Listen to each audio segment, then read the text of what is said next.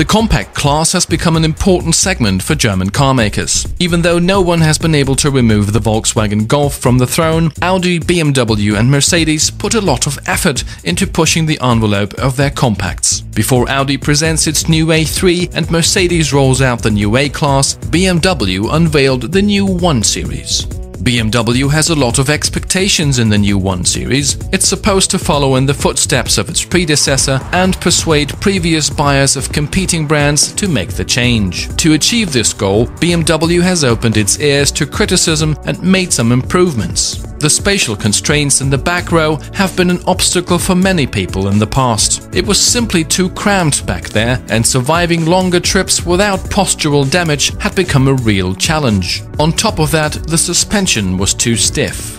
So what did BMW do? Well, the wheelbase has been increased by 3 cm, and 2 of them have been converted into additional legroom. This may sound a little underwhelming, but the additional space is actually quite noticeable. Passengers now sit more comfortably, as long as there are only 2 of them. Throw a third person into the mix and things get, well, personal. The chassis of the new 1 Series has become more sensitive. However, the new car still remains the best among the compacts in terms of cornering. This, of course, is due to the rear-wheel drive, which provides better dynamics, and BMW shows no signs of wanting to give that up.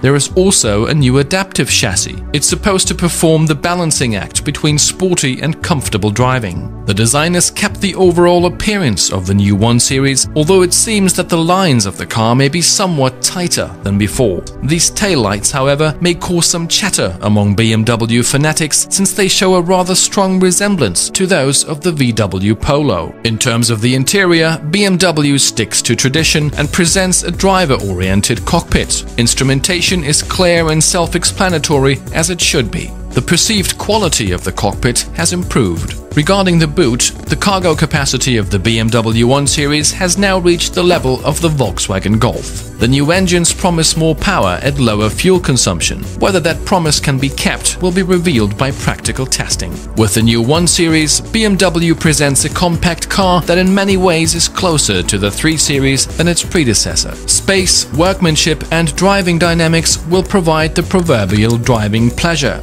The fact that BMW has updated the 1 Series in terms of assistance systems for comfort and safety is also positive. Unfortunately, you will have to pay quite a bit of extra money to be able to enjoy them, since the prices for the second generation of the 1 Series have arrived in the premium segment.